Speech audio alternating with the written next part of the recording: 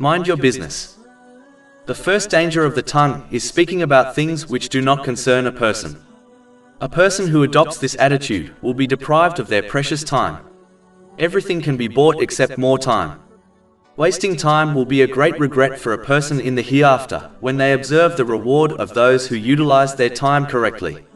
Even though some things uttered by a person who does not mind their business is not sinful, it is obvious they have lost out on using their time in a more productive way.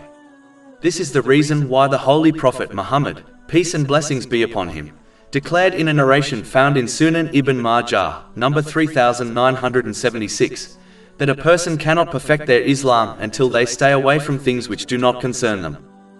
The definition of speaking about something that does not concern a person is if a person chose to remain silent from this type of speech, they will not be sinful, nor cause any harm by their silence.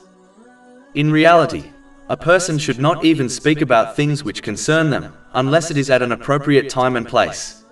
Ignoring this advice only leads to trouble for the speaker and others. Asking questions about things which do not concern one is a common problem found in society today. People often inquire about these sort of things, and force others who desire to keep things private to either lie, avoid answering directly through trickery, or they ignore them, which comes across rude. A Muslim should be more considerate, and only inquire about general things which do concern them. Those who dedicate their speech to things which do not concern them will be deprived of speaking about things which do concern them. And those who truly direct their efforts on things which concern them will not find time to speak about things which do not concern them.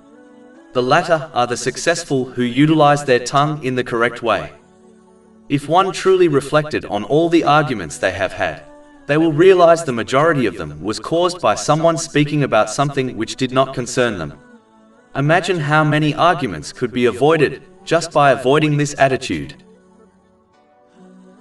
Over 400 free ebooks, audiobooks, infographics, podcasts and blogs available on our website, www.shakepod.com.